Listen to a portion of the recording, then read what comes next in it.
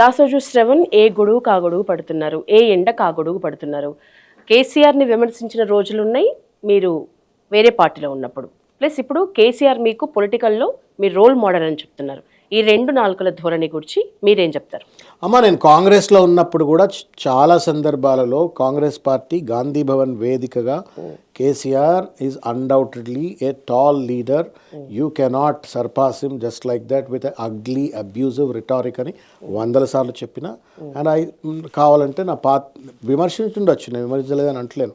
విధి విధానాలలో ఏదైనా కాంగ్రెస్ పార్టీ సిద్ధాంతాలకు అనుగుణంగా విధి విధానాలు ప్రభుత్వంలో లేనప్పుడు, లేకపోతే ప్రజలకు ఏదైనా కష్టం జరుగుతున్నటువంటి ఒక విధి విధానాలు వచ్చినప్పుడు విమర్శించవచ్చు కాక, కానీ వ్యక్తిగతం కాదు, లేకపోతే దూషణకు పాల్పడి చేయలేదు. నేను విమర్శించినంత మాత్రాన ఆయన ఔన్నత్యాన్ని తగ్గించాలని కాదు, ప్రజల సమస్యను యాంప్లిఫై చేయాలనే ఉద్దేశం.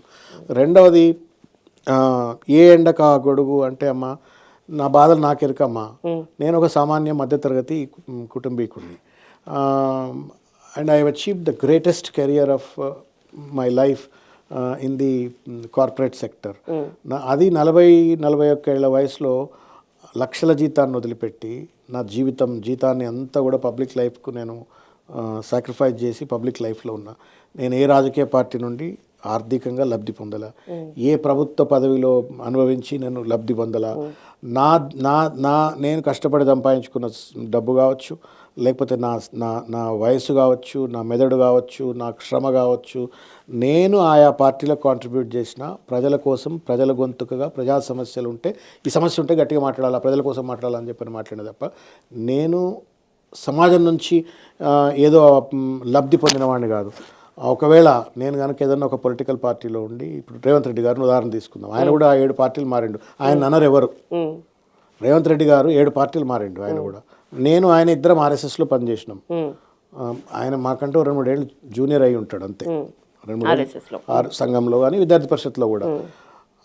ఆయన ఆర్ఎస్ఎస్లో పనిచేసిండు, నేను ఆర్ఎస్ఎస్లో పనిచేసిన. ఆయన ఏవీపీలో పనిచేసిండు, నేను ఏవీపీలో పనిచేసిన. మరి నేను మీరు అన్నట్టుగానే 17 ఏళ్ళు 18 ఏళ్ళు ప్రొఫెషనల్ లైఫ్లో ఉండి పాలిటిక్స్లోకి వచ్చిన. మేము బీసీలం నిలదొక్కోలేకపోయినాం, దరి దొరుకుతలేదు మాకు, నిలబడాలని తెలుస్తలేదు, కొట్టుకుపోతున్నటువంటి ఒక పరిస్థితిలో దరి దొరకక ఈ పార్టీ ఆ పార్టీ అని తిరగచ్చు.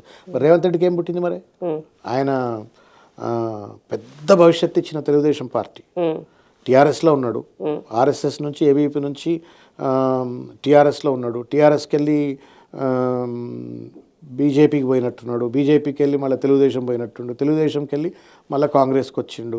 మధ్యలో కాంగ్రెస్కి రాకముందు బీజేపీ వాళ్ళు అవకాశం ఇస్తే అటు కూడా పోయి ఉండేవాడు. మరి ఆయనది అవకాశవాదం కాదా? అనరు. దాసోజు శ్రవణ్ బీసీఓడు కాబట్టి, అడగదొక్కబడ్డ వర్గం కాబట్టి వీడికి ఎండబడితే అండుగడగలు.